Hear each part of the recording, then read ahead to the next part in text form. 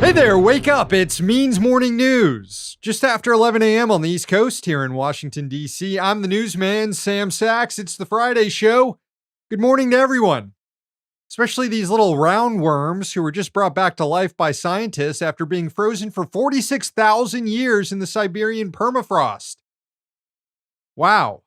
Imagine that, 46,000-year-old worms. Or what I like to refer to as leadership in the United States Congress.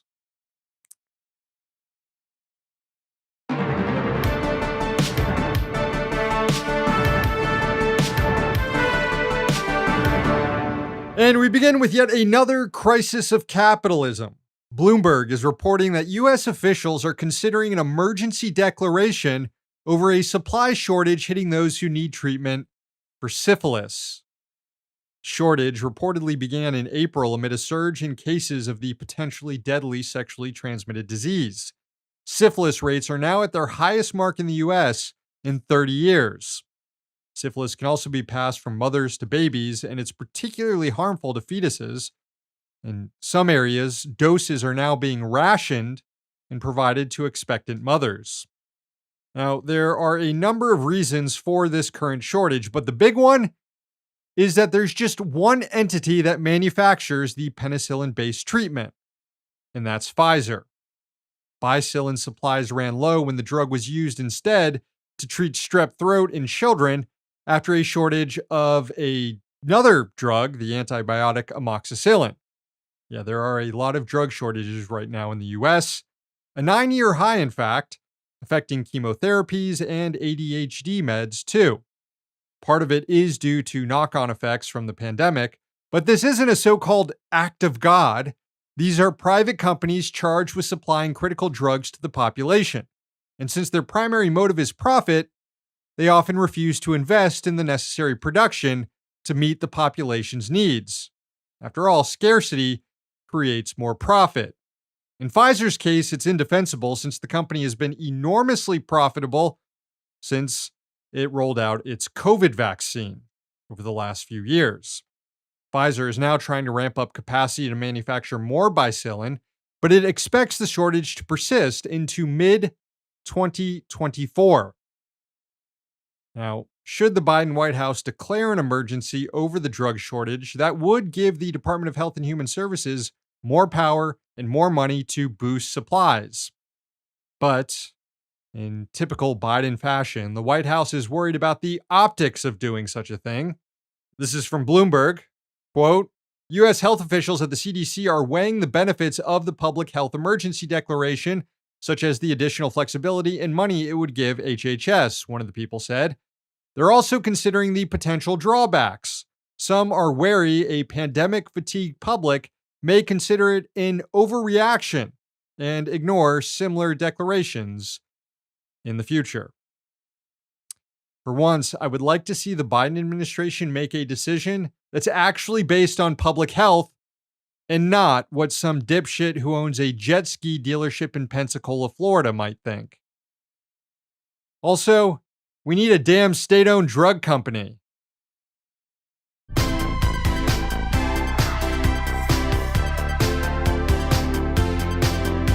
The ongoing strike wave in Hollywood has now prompted U.S. Senator John Fetterman to introduce legislation that would allow picketing workers to collect food stamps.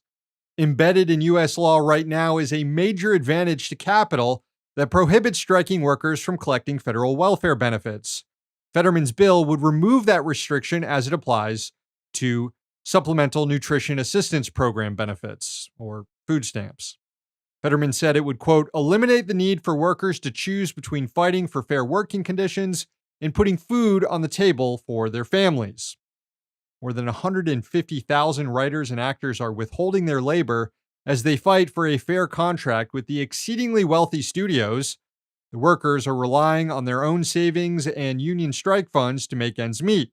Access to food assistance would help them hold the line longer. And the studios have already admitted that their tactic is to starve out their workers, to wait until they go broke and can't afford rent and food, and then open up negotiations under terms that the studios feel will be more favorable to them. A source from the studios told that to Deadline. which is why Fetterman's bill is so necessary.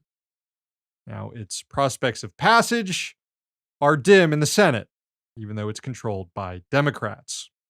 A number of organizations have stepped up to offer food and services to striking writers and actors. World Harvest is offering carts full of groceries to Writers Guild members. Food Bank typically exchanges groceries for donations or volunteer work. Also, shout out to The Rock, who made a reported 7-figure donation to SAG-AFTRA's strike fund. Damn. I suddenly think Black Adam was a good movie now.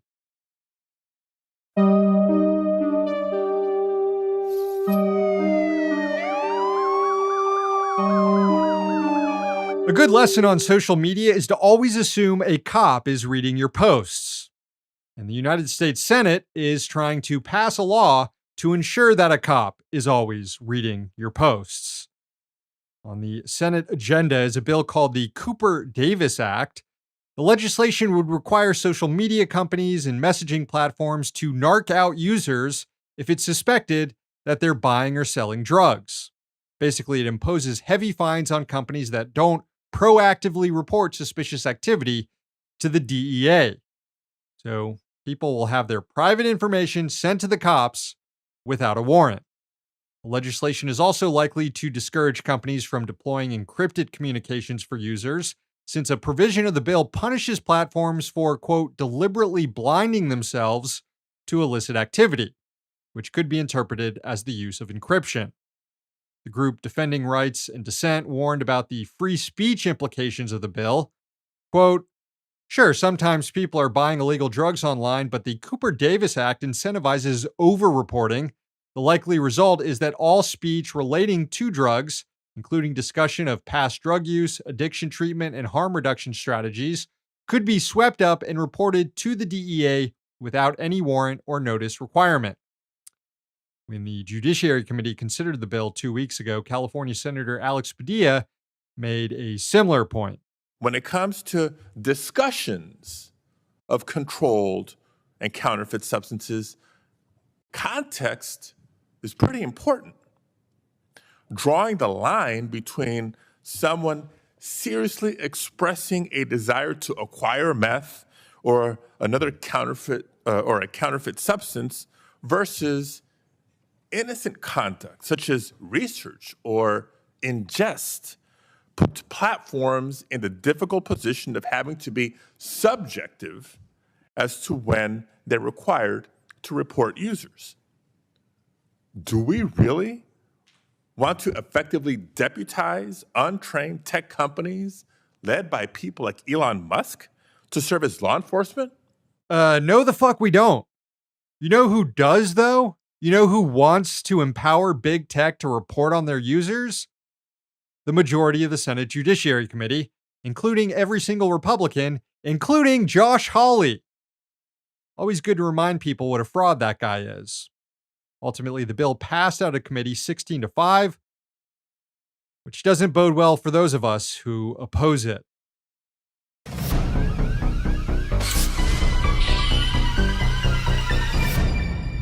In November, voters in Maine will have a chance to create a consumer-owned energy company in the state. A measure is on the ballot that would authorize a coalition of groups known as Our Power to purchase Maine's 2 privately owned energy providers and replace them with one utility provider called Pine Tree Power, which will be run by a 13-person elected board of residents and ratepayers, and not run on behalf of investors and for profit. The 2021 economic analysis found that the public takeover would reduce customers' utility bills, and proponents of it say that in addition to cost savings, removing investors from the equation will allow for more resources to go toward grid modernization and renewable energy generation. Current private energy company, Central Maine Power, has been antagonistic to new solar development. Both it and the other private utility in the state, Versant Power, are now spending upwards of tens of millions of dollars to kill off the November referendum. But this week, supporters of the publicly owned utility got a big endorsement from one Senator Bernard Sanders. In a statement released by Pine Tree Power, Sanders says, quote, Mainers have a rare chance to take control of an important part of their daily lives Instead of a private power system that last year sent $187 million in profits out of the country, Mainers can have cheaper, more reliable power and help fight climate change at the same time. The Maine Beacon reported on the dissatisfaction that Mainers currently have with their energy providers. Quote, CMP has the worst customer satisfaction among large and mid-sized utilities in the country, and Versant is among the worst rated. In addition, under those utilities, Mainers have endured the most power outages of any state and the second longest period with no power. Despite that, electricity rates in Maine are the sixth highest in the country, and Iberdrola, a Spanish multinational that owns CMP's parent company, Avangrid, on Thursday announced a 21% increase in net profits over the first half of 2023. Versant is also foreign-owned, as the company is part of Enmax, whose sole shareholder is the city of Calgary, Canada. Sanders accused the private companies of price gouging and immoral disconnection notices.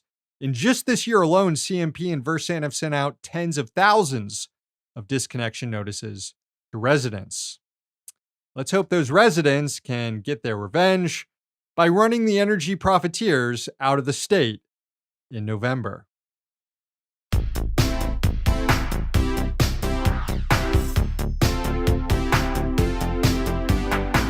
Wow, friends, we got a ton of Rich Dick nominations on social media, including one for Elon Musk, who's had a heck of a week over at Twitter. Yeah, I'm not calling it X. Musk reinstated the account of a crank QAnon poster who tweeted out a picture of a child rape snuff video. Yeah, some pretty disturbing stuff happening on that website. Probably best just to stay the hell off of it. Let's see, we got a couple nominations for Mitch the Glitch McConnell. As though we even need a reason to nominate him. Mitch is nominated, I guess, for surviving that health scare this week. Come on, Mitch, do better next time. The Young Turks' Anna Kasparian and Cenk Uygur are nominated for continuing their slide to the right, devoting portions of their show to advocating for more cops and tough on crime policies, and to throwing trans people under the bus. I think it's fair to say that those two no longer contribute anything of worth to the left.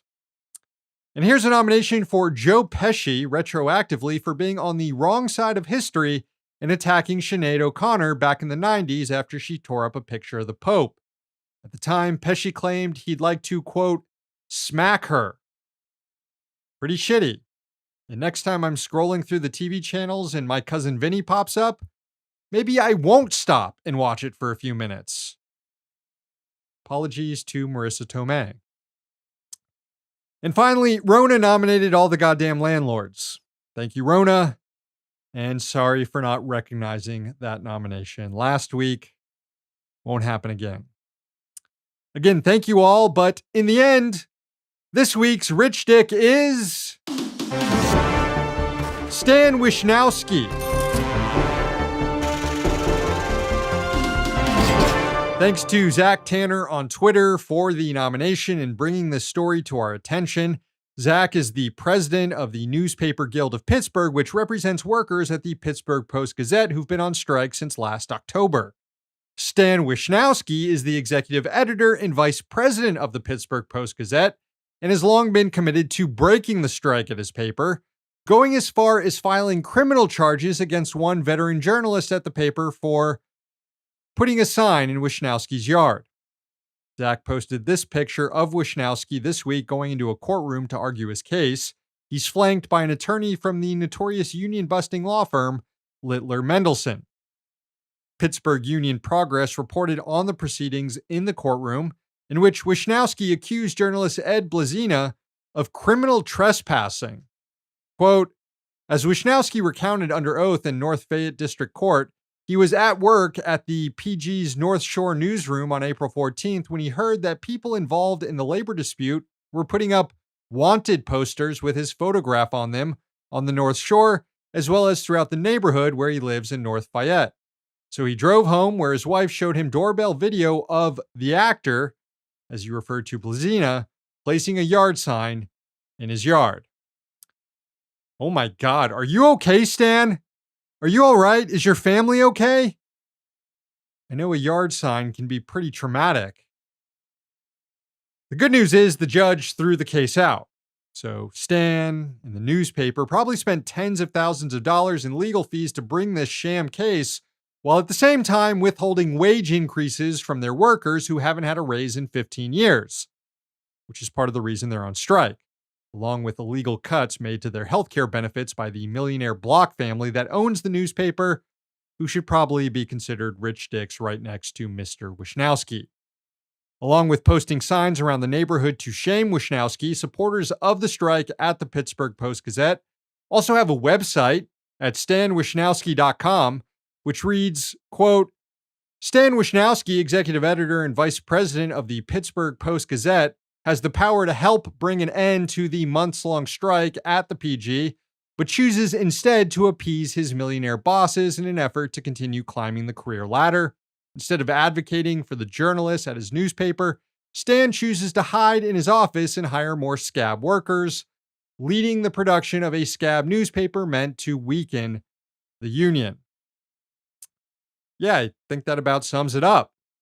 Stan Wishnowski, this week's rich dick.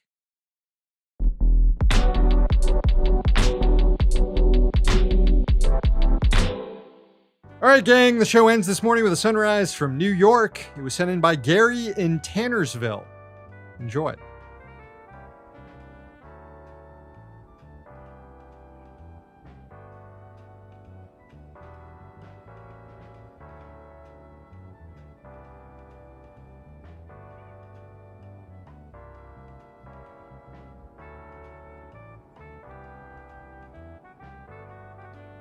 Thank you, Gary. Show's over. Thanks for watching, and thanks to the team behind the scenes. We've got a 7-day free trial going on right now at means.tv, so please sign up if you haven't already, and also subscribe to our YouTube and podcast channels. One day, capitalism will fall. Until then, we're going to be right here. See you next week.